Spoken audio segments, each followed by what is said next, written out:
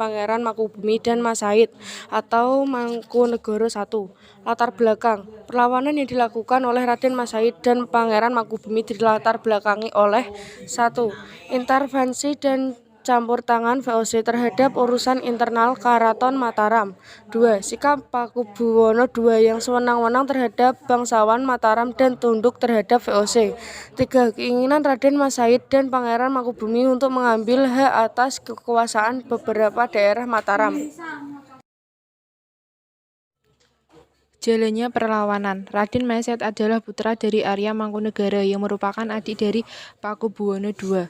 Pada umur remaja, Raden Mas Said resah karena sikap Pakubuwono II yang menempatkannya sebagai Gendek Anom di Mataram, padahal seharusnya ia mendapat kedudukan sebagai Pangeran Sencana.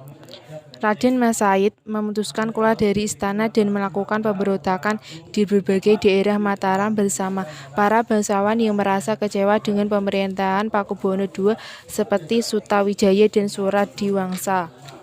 Pemberontakan yang dilakukan oleh Raden Mas Said dan pasukan sangat meresahkan Pakubuwono II, sehingga ia membuat sayembara untuk mengatasi pemberontakan tersebut.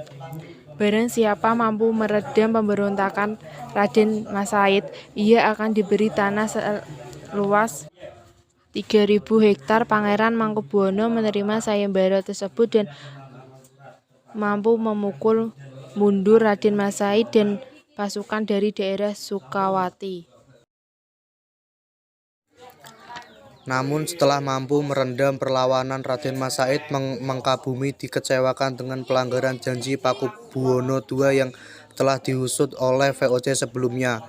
Peristiwa pengingkaran janji dan tindakan semena-mena Pakubuwono serta VOC menyebabkan Mangkubumi berbalik arah melawan mereka. Mangkubumi bergabung dengan perlawanan Raden Mas Said pada 1746 dalam buku Yogyakarta di bawah Sultan Mangkubumi 1749 sampai 1792 pada tahun 2002. Karya Mr. Reckless disebutkan bahwa hingga akhir 1947 Mangkubumi memiliki 13.000 pasukan dengan 2.500 diantaranya adalah pasukan berkuda.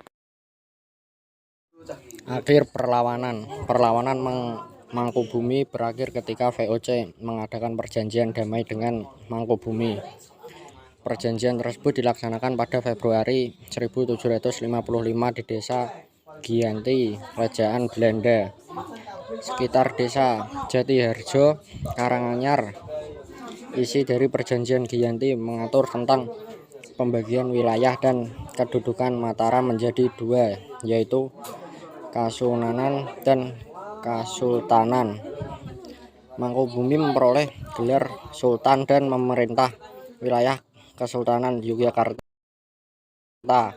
sedangkan Kasunanan Surakarta tetap dipimpin oleh Pakubuwono. Surakarta tetap dipimpin oleh Pakubuwono, sedangkan perlawanan Raden Mas Said mereda ketika diadakan perjanjian Salatiga tahun 1757. Perjanjian tersebut berisi